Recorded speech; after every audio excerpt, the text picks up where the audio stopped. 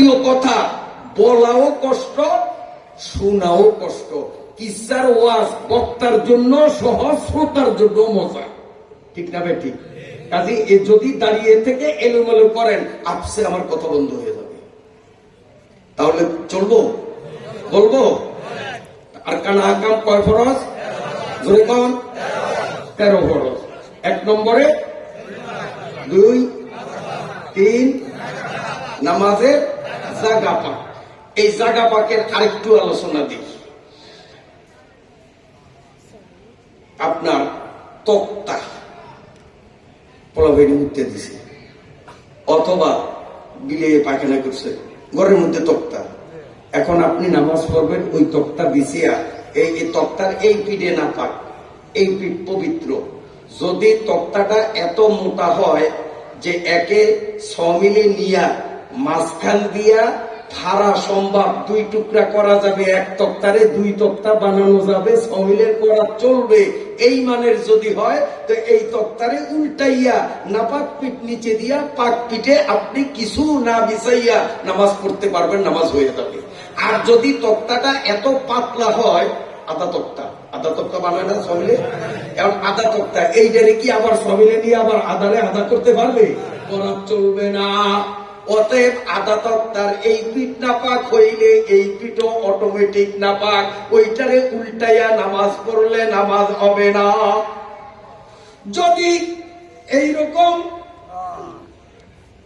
এদিক দেখেন, 2 পাটের কাপড়,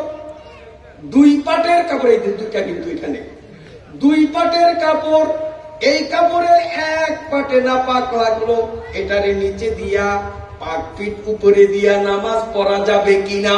শরীয়তের মাসআলা হলো গাম দিয়া দোনো পাটেরে যদি জয়েন্ট দেওয়া হয়, অথবা সুই সুতা দিয়া সেলাই করিয়া দোনোটাকে যদি জয়েন্ট দেওয়া হয়, তাহলে ওই কাপড়ের 1 পিঠ নাপাক হইলে পবিত্র যেই পিঠ এটাও অটোমেটিক নাপাক, ওই কাপড়ে নামাজ পড়লে নামাজ হবে না।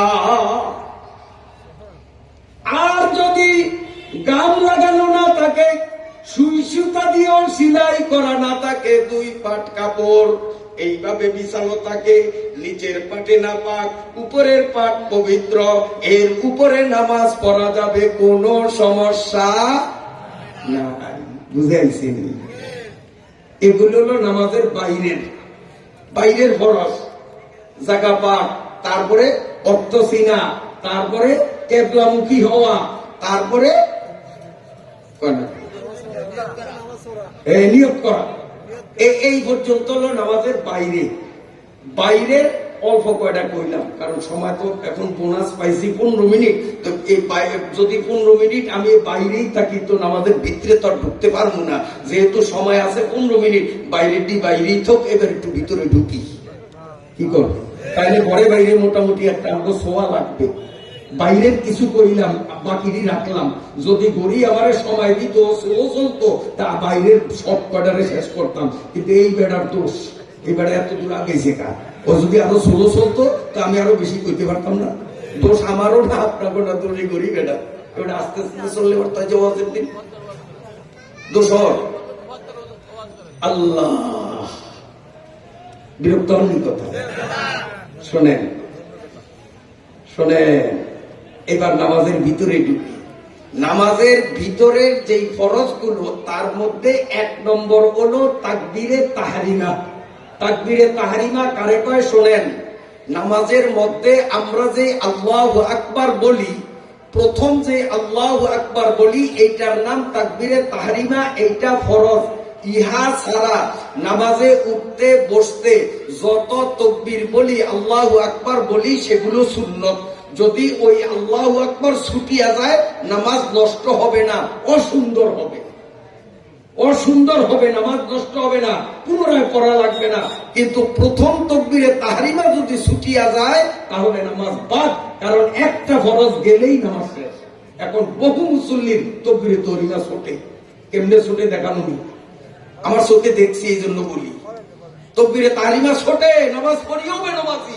কেমনে?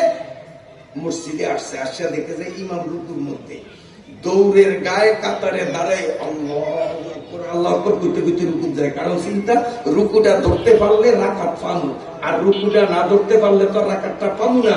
এই জন্য দৌড়ের গায়ে যাইয়েই কাতারে দাঁড়ায় আল্লাহু আকবার কই রুকুর মধ্যে যায়। তো ওনার তো দাঁড়ানো থেকে রুকুতে যাওয়ার আল্লাহু আকবার সুন্নত আল্লাহু আকবার হইছে, প্রথম যে তাকবীরে তাহরিমা ওইটা কই? এখন উনি যদি বলে যে না আমার এইটাই তাকবীরে তাহরিমা, আমি রুকুতে যাওয়ার যে সুন্নত তাকবীর সেইটা বলি নাই, এইটাই আমার তাকবীরে তাহরিমা, আপনি দাবি করলেও শরীয়ত মানবে না। তার কারণ তাকবীরে তাহরিমা শুদ্ধ হওয়ার জন্য শর্ত হলো স্থিরভাবে দাঁড়াতে হবে। স্থিরভাবে দাঁড়ানোর পর আল্লাহু আকবার ঠিক দাঁড়ানো অবস্থায় বলতে হবে। কিন্তু আপনি তো দৌড়ের গায়ে গিয়ে স্থিরতার সাথে দাঁড়াইলেন না, আল্লাহু আকবার বলার সময় দাঁড়ানো ছিলেন না, আপনি তো রুকুতে যাইতেছেন আর আল্লাহু আকবার বললেন, ওটা রুকুতে গমনের তাকবীর হইছে, তাকবীরে তাহরিমা হয় নাই। রাকাত পায়া লাভ কি? নামাজই তো পারল না। বহু নামাজি এমন করে, আমার ভাইরা বাবাজিরা, তাকবীরে তাহরিমার পরে নামাজের মধ্যে ফরজ হলো কিয়াম, অর্থাৎ দাঁড়াইয়া নামাজ পড়া। যে ব্যক্তি দাঁড়ানোর সক্ষমতা রাখে, ফরজ নামাজ, ওয়াজিব নামাজ, সুন্নতে মুআক্কাদা নামাজ, এই তিন জাতীয় নামাজ তাকে দাঁড়াইয়া পড়া ফরজ, বসিয়া পড়লে তার হবে না। নফল নামাজ শরীরে দাঁড়াবার সক্ষমতা থাকা সত্ত্বেও যদি বসিয়া পড়ে নফল নামাজ হবে, তবে সওয়াব অর্ধেক। দাঁড়াইয়া সওয়াব যা, বসিয়া পড়লে অর্ধেক, বসিয়া পড়লে অর্ধেক। এখন কোন ব্যক্তি যদি এমন হয় সেজদা করতে পারে না, রোগজনিত কারণে অসুস্থ, সেভাবে সেজদা দিতে পারে না, কিন্তু দাঁড়াইতে পারে, রুকুও করতে পারে, সেজদাটা পারে না, শরীয়ত বলে যে সেজদায় অক্ষম, দাঁড়ানোতে সক্ষম, রুকুতে সক্ষম, এই ব্যক্তির জন্য 1 নম্বর নিয়ম হলো এই ব্যক্তি নামাজ দাঁড়াইয়ায় পড়বে, রুকুও যথারীতি করবে, রুকুর থেকে উঠে দাঁড়াবে, এরপরে ইশারায় সেজদা করবে। 1 নম্বর নিয়ম। দাঁড়ানো অবস্থায় সেজদা সারবে, শুধু মাথার ঝুঁকুনি দিয়ে ইশারা দিয়া। 2 নম্বর নিয়ম, এই ব্যক্তি রুকুটা করবে যথারীতি, রুকু করার পরে সোজা বসে যাবে, বসার পরে সে ইশারায় সেজদাটা সারবে। হয়তো দাঁড়ানো অবস্থায় ইশারায় সেজদা সারবে, অথবা বসা অবস্থায় ইশারায় সেজদা সারবে। 2 নম্বর। 3 নম্বর, তার জন্য পথ খোলা আছে, একেবারে শুরুর থেকে কমপ্লিট নামাজ ইচ্ছা করলে সে বসিয়াও পড়তে পারবে, কারণ সেজদায় যে অক্ষম তার জন্য দাঁড়ানো বাধ্যতামূলক নয়।